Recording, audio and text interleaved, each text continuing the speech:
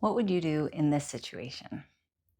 Your child is now kindergarten age, and they are so excited to ride on the bus with their friends and go to school every day. It's been several months now into the school year. They're still really excited about going to school, and every day when they come home from school, you ask them about how their day went and what they were doing or what kids were doing on the bus. Well, you find out that your child has been playing house on the bus with some children. And you ask about, oh, what are you doing? When you're playing house, who's playing what and what kind of games are you playing? And your child is really happy to tell you that they like playing a mom and a dad on the bus. And they like kissing and cuddling with each other because that's what moms and dads do.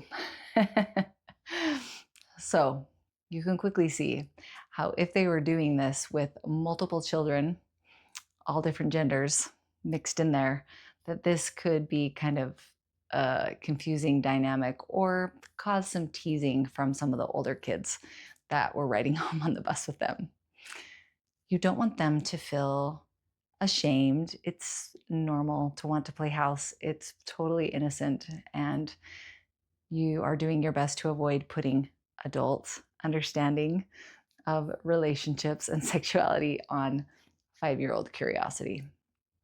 But you do know that you probably need to have a conversation with them about some of the confusion that this might cause and about what's appropriate to do physically and what is not. So, in this kind of a situation, playing house is totally fine and fun, but kissing and hugging other kids isn't appropriate in your friend group. It's okay to kiss your mom and kiss your dad goodnight and give your family members hugs. But with friends, it's good to explain that there are certain boundaries that we need to have in public about what we do with our bodies. Just like when we are in kindergarten, there is the Kaifuti song all about keeping your hands to yourselves. And this would fall under that jurisdiction of rules. Spending some time letting them know what is appropriate and what is not in friendship circles and in public settings is a really important aspect of the teaching that you're going to be doing in all of your child's grade school years. And this is going to get more and more nuanced, intricate, and involved as they're going through maturation, puberty, dating, as they're preparing for adulthood. So ideally, in an ideal situation, you would calmly teach them your standards for what's okay to do with friends and what is not. And you would spend some time explaining to them why.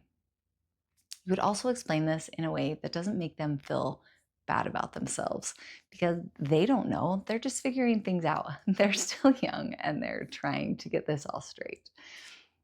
And this will teach them that, number one, you're interested in the things that they're doing and you care about them and you want to know the details about their lives, and that you want to help them make good choices and navigate their friendships in a loving and healthy way. That you are a safe and calm and trusting resource for them when they have questions or when they're just experiencing something new and maybe they're making a mistake because they just didn't know, that mom or dad will help them to figure it out. Let's talk about a reality though. What if we're never making the time to even ask them about their day because we're so stressed and busy, it's not even on our radar? Or what if when they told us that, we reacted harshly and we were like, ew, why would you guys be doing that? That's disgusting.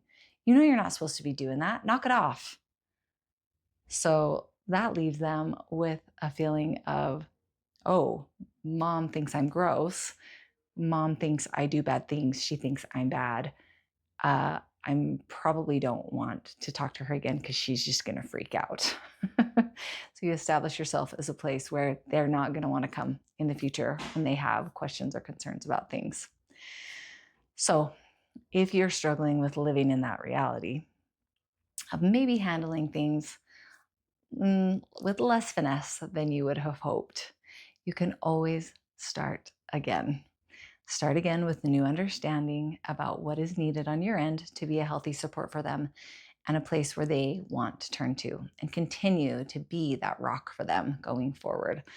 Someone who cares about them, is interested in them, and wants to help them make good choices and wants to give them good information about what they're supposed to be doing as they age.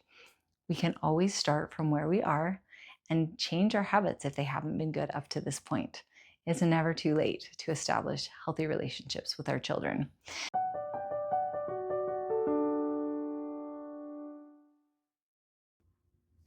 What would you do in this scenario? So you have a child who is now entering their 4th year, but for the past couple of years, as they've been working on potty training, you've just had them wearing a shirt around the house and no pants to have them get used to recognizing when they need to go to the bathroom.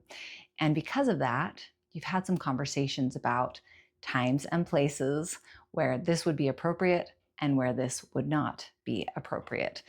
That our private parts are private, and there are places where it would not be okay to walk around with just a t-shirt on, but that because they're potty training and it helps them figure out when they need to go to the bathroom, this is a time in the privacy of their own home where that might be okay.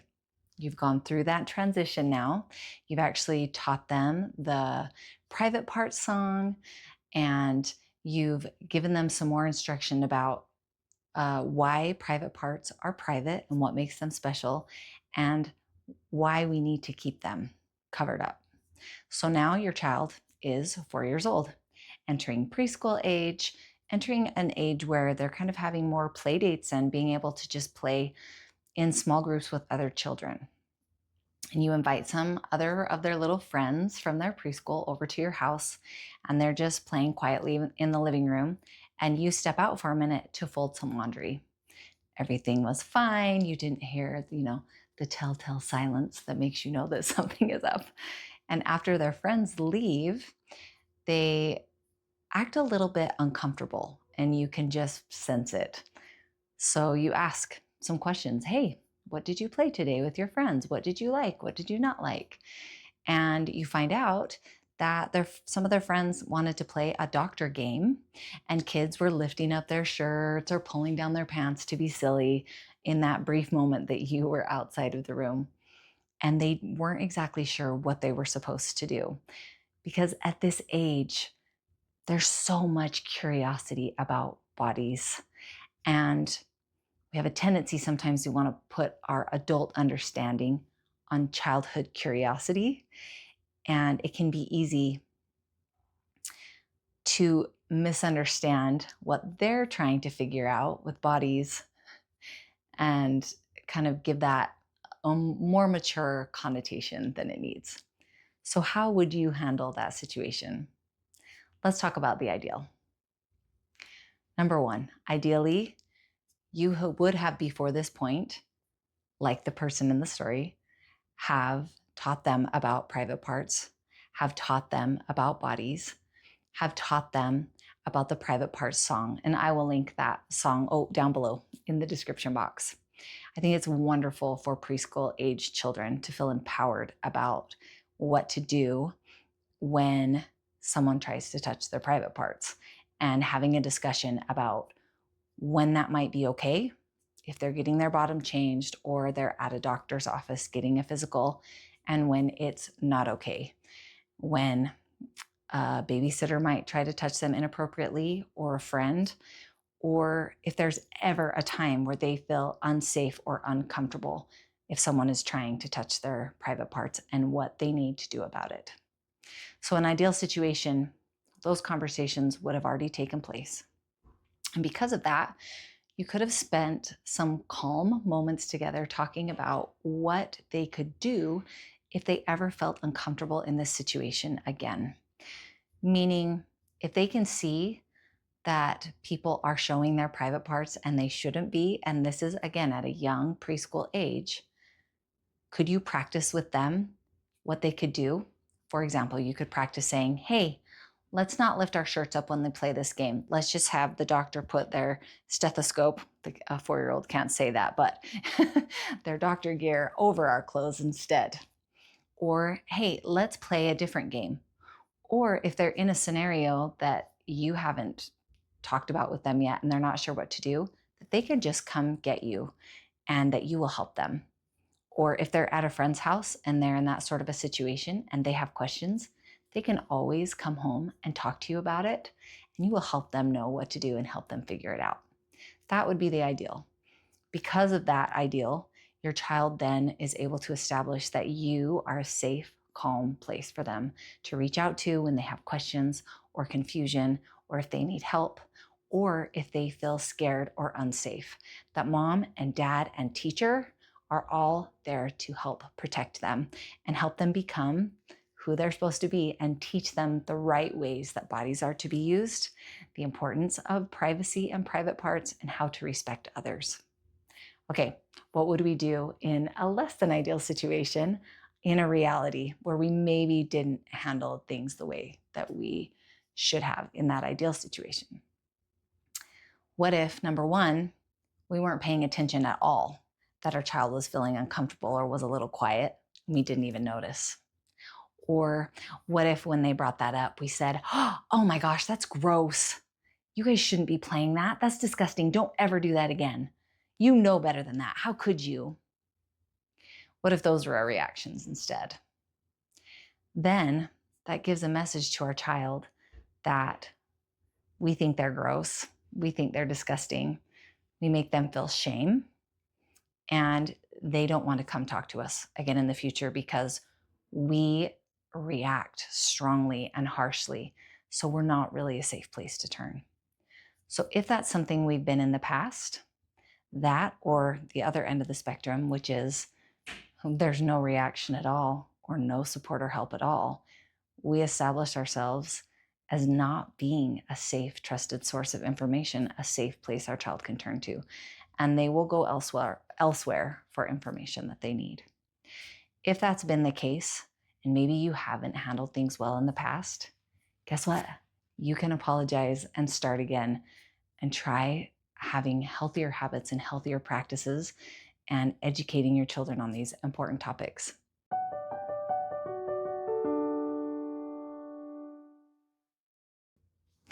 What would you do in this situation?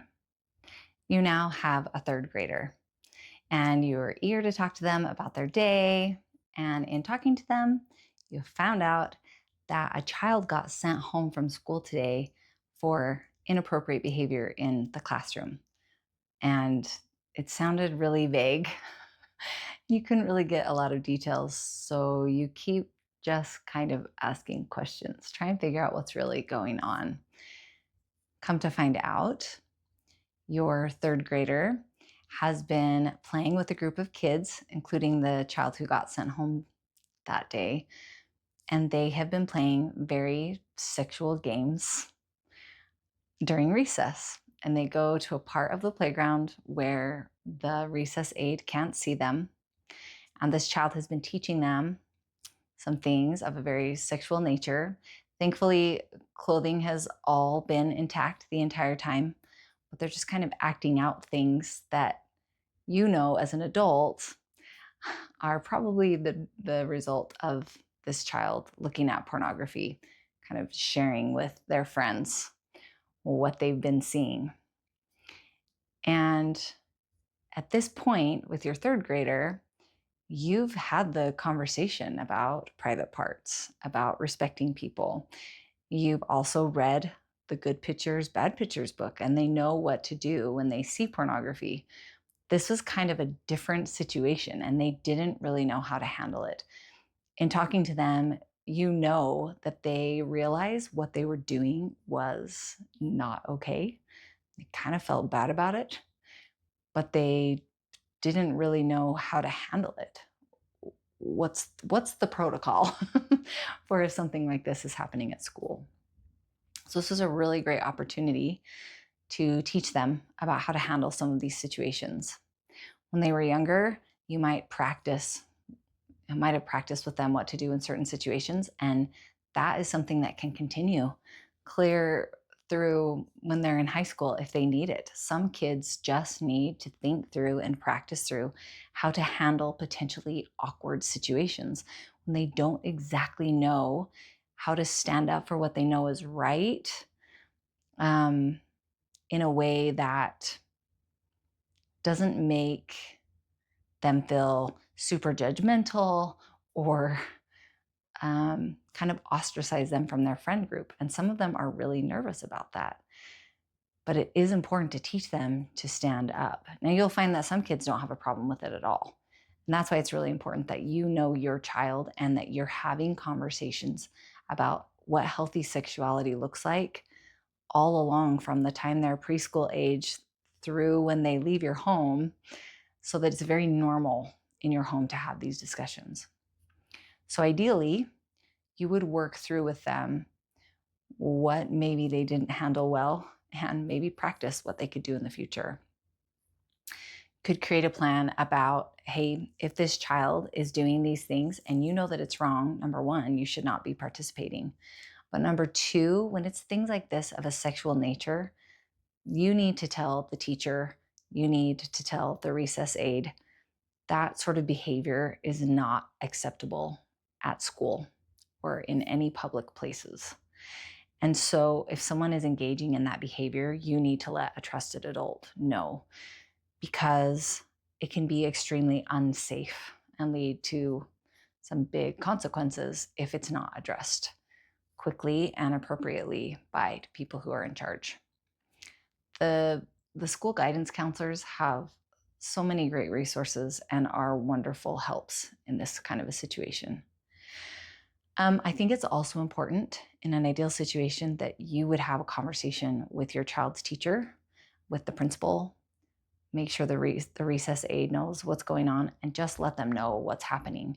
Because if they're aware and they can stop that behavior before it even becomes an issue, and they can get support to the kids who, like that child who got sent home, to the ones who are struggling with this, that just starting young and helping that support get in place before it becomes a much bigger problem in the future is really important. And I think that's an important thing that adults just need to do when they're in these kind of situations. You need to let the other adults that are in positions of authority know what's happening so that they can help take care of it as well. And then on our end, in our own homes, we need to make sure that we're teaching our children our standards for what is appropriate, what healthy sexuality looks like at different stages.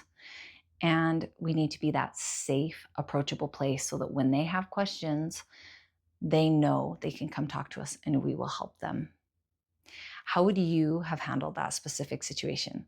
Leave your comments below. I'd like to know what your opinions are about these very tricky, delicate situations where not everybody's family has the same standards when it comes to sexuality. And we need to navigate being respectful of everybody's different beliefs while also understanding that there are certain things that are not okay to do at school or in public settings that may be okay in different households. How have you navigated that, and what would you do in this scenario?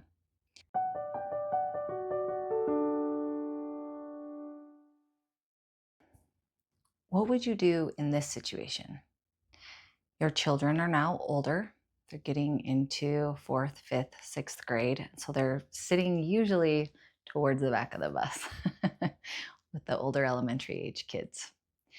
And as they're riding home from school, they overhear some kids, some older kids in the very back of the bus, using some really aggressive sexual language. They didn't even understand most of it, but it was directed at one of the girls on the bus.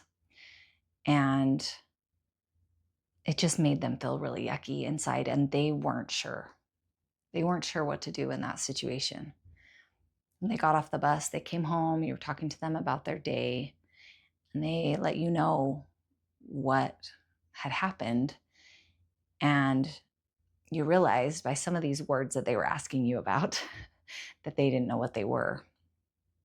You realized that the kids who were saying these things probably were involved in watching some pretty violent pornography, and the things that they were saying to this girl were probably making her feel extremely unsafe and scared.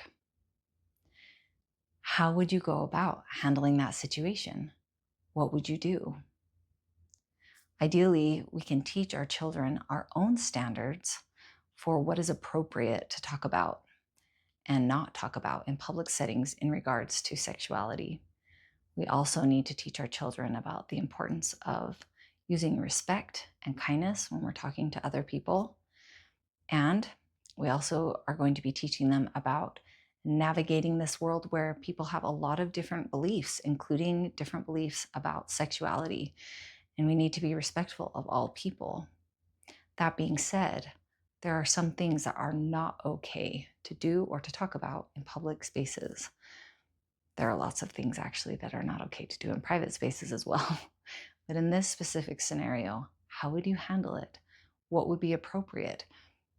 If you know that the children who are making these comments on the bus come from households that don't have your same standards when it comes to teaching sexuality, and that you know that these kids are probably being exposed to things that you are actively trying to protect your children from, how would you handle it? I would love to hear your comments down below on what you think would be the appropriate thing to do. Because always in a school setting, I think that it's important to protect the kids that are going to school, protect the kids that are riding the bus. In a lot of ways, this was very much a bullying situation, but with sexual connotation. And as parents, we need to make sure that we're standing up for our own children and other people's children about what is okay. So, do you tell the principal? Do you ask that someone ride the bus with the kids? Do you talk to those children's parents? How is this going to be handled in a way that makes sure that that child who is being bullied is safe, and in a way that makes sure that those kind of comments aren't going to happen in the future? A lot of times we find ourselves in these situations where we're not exactly sure what to do next, and having a little forum of people sharing their ideas and experiences can be extremely helpful.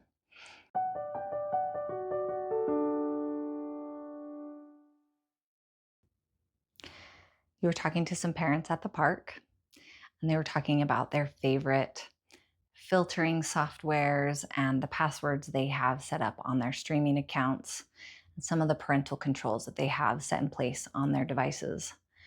And you came home realizing that you hadn't done any of those things. You didn't think you needed to. You didn't think your kids had any sort of interest or curiosity about that. They hadn't ever acted like it. They've never come to you with their questions. And so you just didn't think that it was an issue that needed to be addressed. And when you were growing up, your parents never talked to you about that kind of stuff. So it just really wasn't on your radar.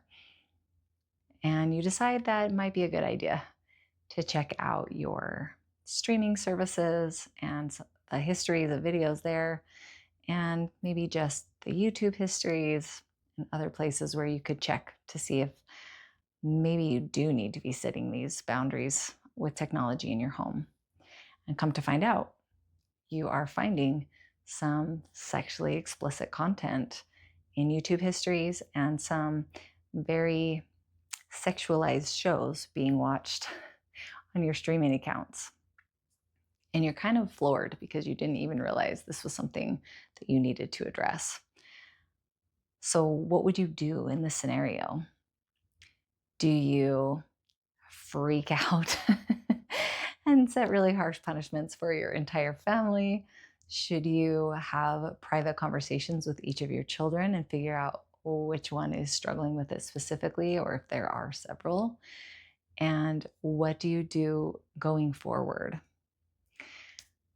Please leave in the comment section below how you've handled some of these scenarios.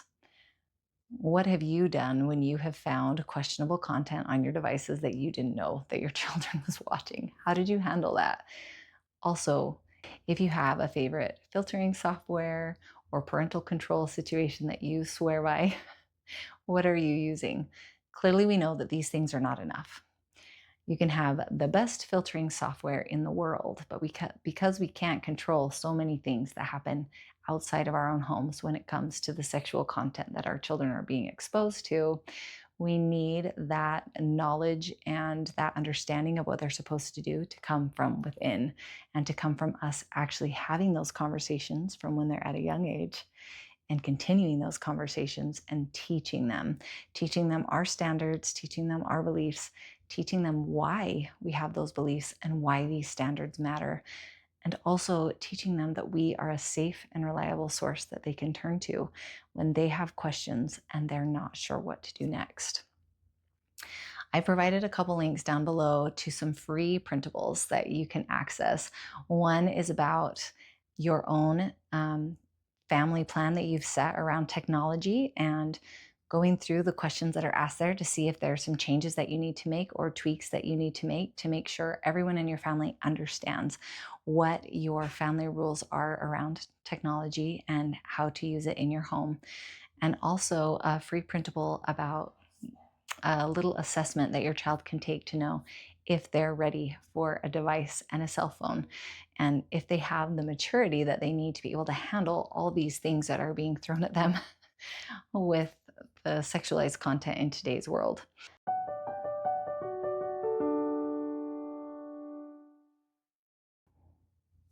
What would you do in this situation?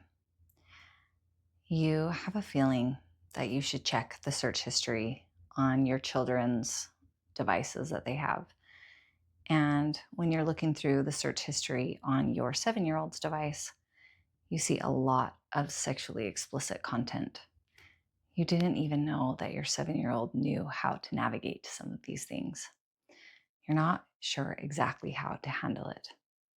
At first, you kind of freak out and you react harshly and you give some pretty severe punishments without really spending time to talk to your child and figure out what actually happened. After you take a minute to calm down, you realize that you probably didn't handle that very well. And you decide to go apologize to your child and ask if you can start again. You try to be more calm and try to ask more questions.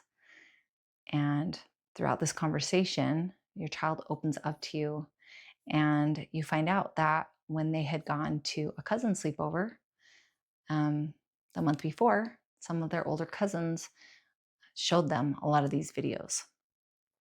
And they came home, knew the words to search for, and had a really hard time avoiding that content from then on. It became a problem for them. They were really curious about it. It brought up some really strong emotions, and they kind of would just were being sneaky and just really tempted to look at it all the time. At first, you weren't quite sure how to handle that or how to help them navigate that. You decided to get some clarity, talk to some friends who had been open in the past about how they had handled things, and you got some good guidance on what to do to help your child. So you decided to talk with them again and create a plan for moving forward. You go over the Good Pictures, Bad Pictures book. You discuss why pornography can be so dangerous and how it isn't really accurate in portraying what sexuality or healthy sexuality looks like between two people who love each other. And you make sure you spend time teaching your child about what sex is for in God's plan, and that these videos are showing a very false representation of that. And a lot of them have been violent and shown things that are scary toward the people that are involved in the things that they've been viewing. So you help them make a plan about some rules that they probably can't use YouTube anymore on their tablet anymore. They need to do some different things with their time, make some different choices with what they're choosing to view and how they're spending their time on their device.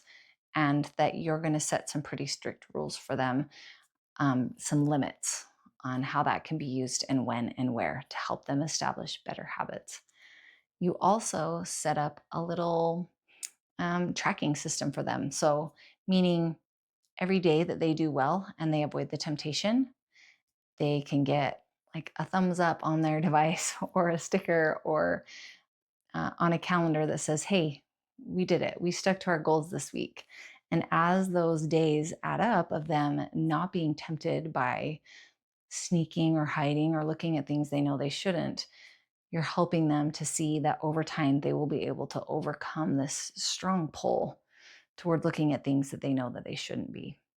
And you continue to educate them over time, continue to teach them about maturation, puberty, sexuality, pregnancy, all the things that come with learning and understanding about healthy sexuality. And you give them the tools they need so that they know what is true and what is false and what is healthy and what is harmful. That way, when they're in scenarios where they just don't have a good feeling about it, they have an idea of what they can do next, and they know that they can reach out to you and you will be there to support them and give them the advice and comfort and guidance that they need to make better choices. You also spend time teaching them that self mastery and sexual self mastery are a process, that it takes time for us to figure out who we are, to grow from being a child to an adult, and that having questions and messing up sometimes is part of the process, but that they can try and try and try again, and they will eventually figure it out. And even though these videos have had a really strong pull on them for a while now, that eventually that will lessen over time as they learn sexual self-mastery, and that they will learn how to have self-control over themselves, over all their appetites, all their physical appetites. And they'll learn the right times when it's appropriate for that to be used and the times that they need to avoid that in pursuit of something better with their time. If you could use some support in knowing how to navigate teaching your children about healthy sexuality, you can find a link to my book in the description box below. You can also find a link to my free resources page. And if you could use some personalized support, you can schedule a guidance session with me.